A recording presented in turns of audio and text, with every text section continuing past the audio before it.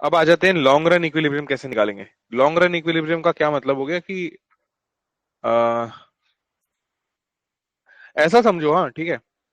अपने अराउंड कभी ऐसा नोटिस किया कि किसी एरिया में कोई एक सामान बेचने वाला आया, कोई कोई सपोज फूड स्टॉल खुला हम्म। और वो खूब चल रहा है, ठीक है, बहुत प्रॉफिट कमा रहा है, सबको दिख रहा है कि उसके वहां बिक्री बहुत ज्यादा हो रही है। हम्म। तो कुछ ही दिन में वहां पे एक और वैसा सेलर आ जाता है, ऐसा देखा है आपने? सेम टू सेम वैसा ही कुछ काम करने वाला इंसान आ जाता है। हाँ, मेरे घर के पास ही है। हुआ था ऐसा? मतलब पहले एक मोमो का स्टॉल था, उसके बाद एक और आ गया, उसके बाद एक और आ गया, तीन उसके बाद तीन एक और मोमो आ का गया। स्टॉल। आ गया क्यों आ गया, देखो हाँ। अब मैं समझाता हूँ क्यों आ गया। तो जब एक मोमो का स्टोर आया था ना, तो बहुत मोमो बिका होगा, ठीक है, हाँ। तो प्रॉफिट उसको काफी ज्यादा हुआ होगा।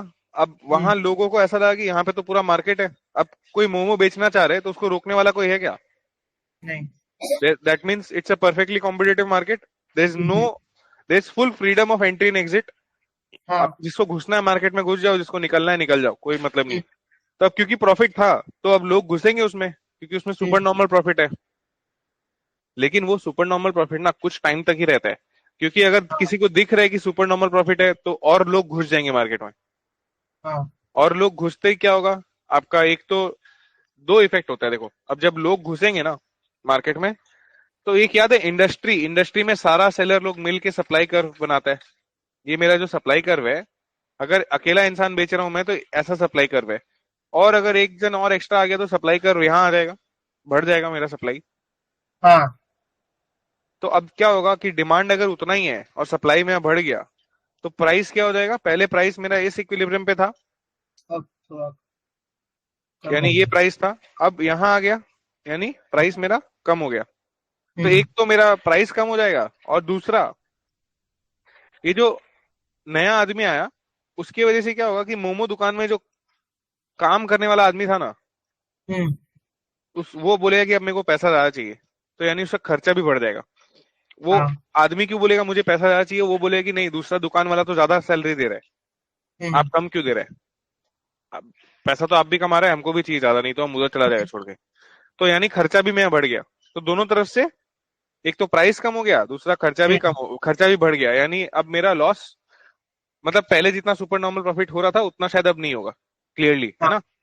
और ये तब तक ऐसा होगा जब तक इतना फर्म्स आ जाए या छोड़ दे कि प्रॉफिट नॉर्मल लेवल पे आ जाएगा, क्योंकि लॉन्ग रन हम्म। में यही होना है कि किसी को कुछ प्रॉफिट नहीं मिलेगा अगर परफेक्ट कंपटीशन है तो। बस चल रहा है। बस चल रहा है जितना होना चाहिए। परफेक्ट कंपटीशन का रूल ही यही कि जितना आप मेहनत करें उतना ही आपको मिलेगा बस। हम्म। ऐसा नहीं कि आप सुपर नॉर्मल प्रॉफिट लंबे टाइम तक कमा लोगे, क्योंकि तब तक आदमी लोग नोटिस करके आ जाएगा काम करने।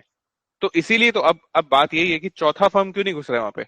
आप बोल रहे हो तीन मोमो वाला आ गया, चौथा नहीं आएगा क्योंकि उसको पता है कि वो आएगा तो उसको लॉस ही है, कोई फायदा नहीं है। हाँ।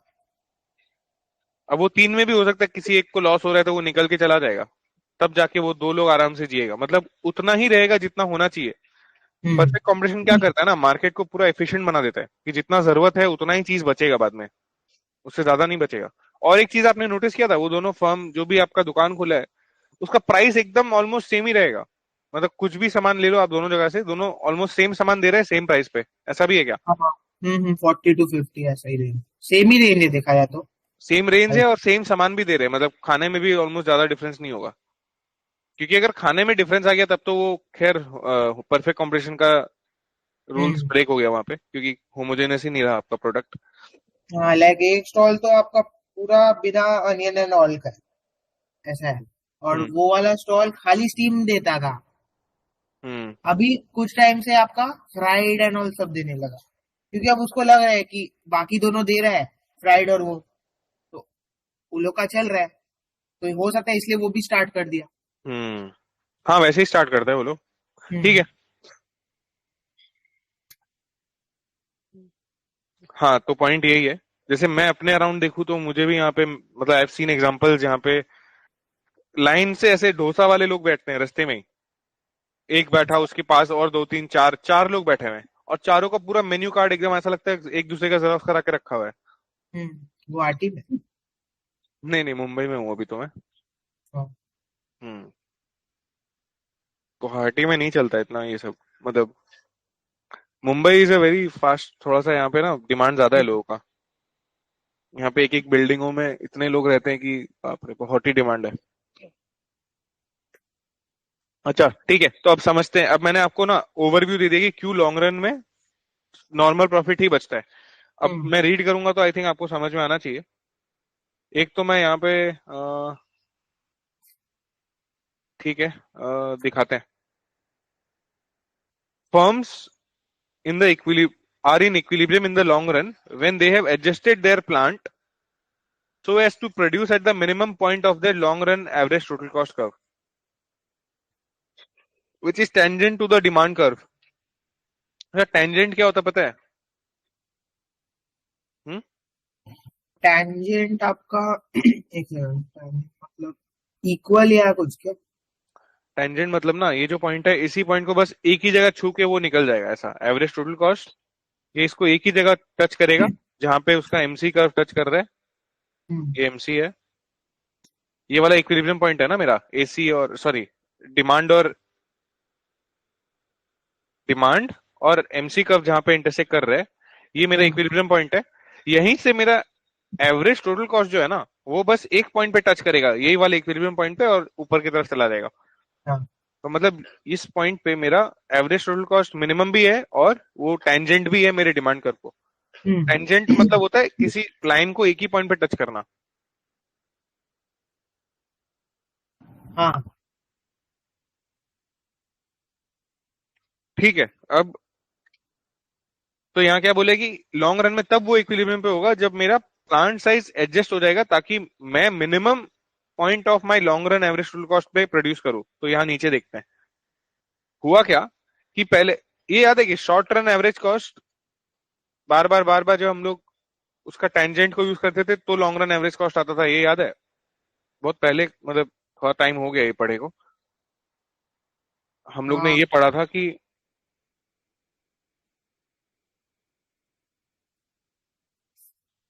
ये जो लॉन्ग रन एवरेज कॉस्ट अगर हम लोग बनाते हैं तो उधर ये क्या होता है, ऐसा शॉर्ट रन एवरेज कॉस्ट का अलग अलग पॉइंट्स लेके आता है वो ऐसे, याद है? ऐसा कुछ पढ़ा था ना हमने। और फिर ऐसा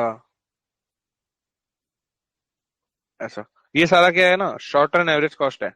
SAC, SAC ऐसे करके, बस they are corresponding to different plant sizes. अलग अलग उसका ये प्लांट छोटा है। प्लांट है, इसके बाद हम्म ये थोड़ा और बड़ा किया और बड़ा किया, ऐसे कर करके हम लोग बड़ा करके बड़ा बड़ा प्लान बना सकते हैं। इन सारे का जो पॉइंट है ना, ये जहाँ पे टेंजेंट हो रहा है, ये सारे को लेके जब हम लोग एक कर्व बनाते हैं उसको हम लोग बोलते हैं long run average cost, LAC उसका नाम हो जाता है, वो पहले LAC। छोटा, वो धीरे धीरे ऊपर बढ़ रहा है। हाँ वो धीरे धीरे ऊपर की तरफ जा रहा है। हाँ। इसका वीडियो आपको देखना पड़ेगा अगर आपको याद नहीं है, पिछले चैप्टर का, पिछले चैप्टर या इसी किसी में था, मतलब प्रोडक्शन वाले में, मुझे याद नहीं है, रुको मैं दिखाता हूँ आपको किस में था देखना आपका। होगा क्योंकि याद ही नहीं आ रहा। इसमें था यूनिट 2 थ्योरी ऑफ कॉस्ट। ये हमने पढ़ा था, तो अच्छे से ही पढ़ा था ये तो, रुको।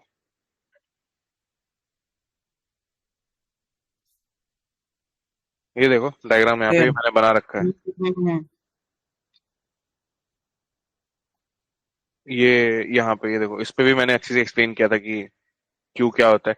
आप वीडियो देख लोगे तो आपको समझ में आ जाएगा। ये आपका वीडियो का नाम भी दिया होगा, थ्योरी ऑफ कॉस्ट है ना, तो ये वीडियो का नाम होगा चैप्टर 3 यूनिट 2 करके। हम्म, उसका सेकंड क्लास में आई थिंक मैंने समझाया होगा, तो वो देख हाँ, लेना आप। तो जो भी है, मोटा मोटा पॉइंट मैं आपको अभी बता देता हूँ कि ये जो अलग अलग शॉर्ट टर्म एवरेज कॉस्ट होता है ना, ये अलग अलग प्लांट साइज के हिसाब से है। तो यहाँ पे ये बोल रहे हैं कि लॉन्ग रन में कब इक्विलिब्रियम पे आएगा कि आप अपने मिनिमम पॉइंट, यानी आप इस पॉइंट पे प्रोड्यूस करोगे, ये आपका मिनिमम पॉइंट है, ये देखो ये वाला, इसमें आपका हम्म, सबसे कम है average total cost, long run वाला। And this should be exactly tangent to your demand curve. तो यानी कि इधर जैसा आपको यहाँ पे दिख रहा है, इस पॉइंट को ध्यान से देखो, ठीक है? ये पॉइंट जो अभी मैंने येलो किया दिख रहा है, हम्म, नीचे लेफ्ट वाले डायग्राम पे एक येलो किया मैंने एक पॉइंट को, हाँ, उस पॉइंट को ध्यान देते हैं। ये पॉइंट है मेरा, इस पॉइंट पे ये जो लॉन्ग रन एवरेज कॉस्ट का डायग्राम है वो ऐसा है नाव की तरह, ये पूरा, ये जो एकदम फ्लैट फ्लैट कर्व है ये वाला दिख रहा है यहाँ से यहाँ हाँ तक, हाँ ये लॉन्ग। वाला, ये मेरा लॉन्ग रन एवरेज कॉस्ट है। उसका मिनिमम पॉइंट ये है, ठीक है। हाँ हाँ।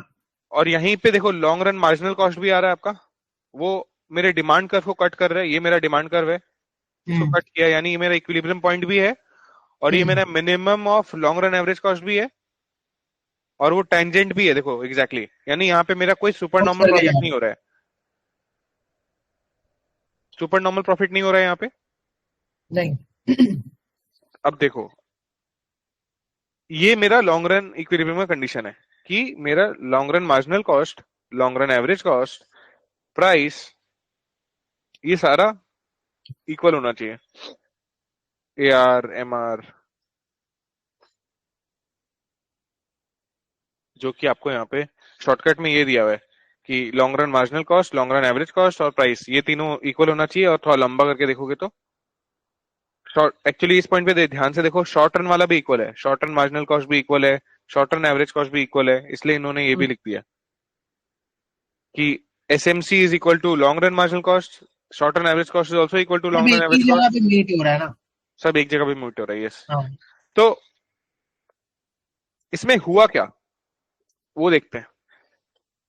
पहला इक्विलिब्रियम पॉइंट कहां पे था, सबसे पहले ना मेरा डिमांड कर्व ये था, ठीक है। हाँ क्यों ये था, क्योंकि मेरा मार्केट में सप्लाई कर्व ये था, जो मैंने ऊपर एक डायग्राम बनाया था ना, वही केस है। ये हाँ। सप्लाई था और इसके हिसाब से इतना प्राइस बन रहा था मेरा, ये वाला। हम्म। और याद होगा आपको कि इंडस्ट्री का जो भी प्राइस निकल के आता है, उसी प्राइस पे आप कम एक डिमांड कर्व ड्रॉ कर देते हो एक डिमांड। फर्म के लिए, हम्म है ना। फर्म के लिए वो डिमांड कर्व हो जाता है। उस डिमांड कर्व के हिसाब से शॉर्ट रन में मेरा एवरेज कॉस्ट ये है, पहला वाला एसएसी वन, शॉर्ट रन। तो शॉर्ट रन में मेरा इक्विलिब्रियम कहां पे आएगा, जब मेरा शॉर्ट रन मार्जिनल कॉस्ट, ये जो एसएमसी वन है, that will be equal to the price. तो मेरा इक्विलिब्रियम पॉइंट ये वाला है ना। Hmm short run equilibrium point ये है, और उस हम्म। पॉइंट पे मेरा एवरेज कॉस्ट ये है, ये वाला, ये पॉइंट दिख रहा है। हाँ। मेरा आवाज कट रहा है क्या, नहीं नहीं। ठीक है। अगर ये मेरा एवरेज कॉस्ट है, तो अभी हमने शॉर्ट टर्म वाला देखा था, याद है कि सुपर नॉर्मल प्रॉफिट का डायग्राम ऐसा ही तो होता था। जब मेरा एवरेज कॉस्ट थोड़ा नीचे रहता है तब मेरा सुपर नॉर्मल प्रॉफिट होता है, ये जो अभी हमने थोड़ा शुरू में पढ़ा था, ये वाला। हम्म। ये कि जब मेरा एवरेज कॉस्ट नीचे से आएगा, मतलब इधर नीचे रहेगा, तो मेरा क्या होगा, प्रॉफिट होगा, right, which we call super हाँ। Normal profit. तो इस वो डायग्राम में भी नीचे वही हो मूव रहा है, कर रहा है। इस डायग्राम पे भी वही हो रहा है कि मेरा एवरेज कॉस्ट नीचे है और मेरा इक्विलिब्रियम पॉइंट ऊपर है। यानी हम्म मैंने क्या किया, प्रॉफिट कमाया, लेकिन ये प्रॉफिट कमाने की वजह से क्या हुआ ना, और लोग आ गए। हम्म। या ऐसे सोच सकते हो कि या तो और लोग आ गए, या मैंने ही अपना प्लांट साइज बढ़ा दिया, कुछ भी सोच लो आप। तो और लोग आ गए तो सप्लाई बढ़ गया और प्राइस कम हो गया, हम्म। जो कि राइट साइड में इंडस्ट्री का बता रहा हूं मैं। हाँ। जैसे ही प्राइस कम हुआ और मेरा जो खर्चा है वो भी बढ़ गया, शॉर्ट रन एवरेज कॉस्ट भी मेरा राइट की तरफ आ गया, ये देखो, खर्चा बढ़ हाँ। गया क्योंकि मेरा जो दुकान वाला आदमी है वो बोल रहा है अब सैलरी ज्यादा चाहिए, हम्म। क्योंकि और फर्म आया, वो लोग पैसा ज्यादा दे रहे हैं, कुछ भी हो सकता है ऐसा, ठीक है। तो अब मेरा इक्विलिब्रियम पॉइंट यहाँ पे आया है, यहाँ पे अब मेरे पास कोई प्रॉफिट नहीं बच रहा है, जो ऐसा कुछ प्रॉफिट था ना पहले जैसा, अब यहाँ पे लॉन्ग रन में आते आते मेरे पास कोई प्रॉफिट नहीं है, ठीक।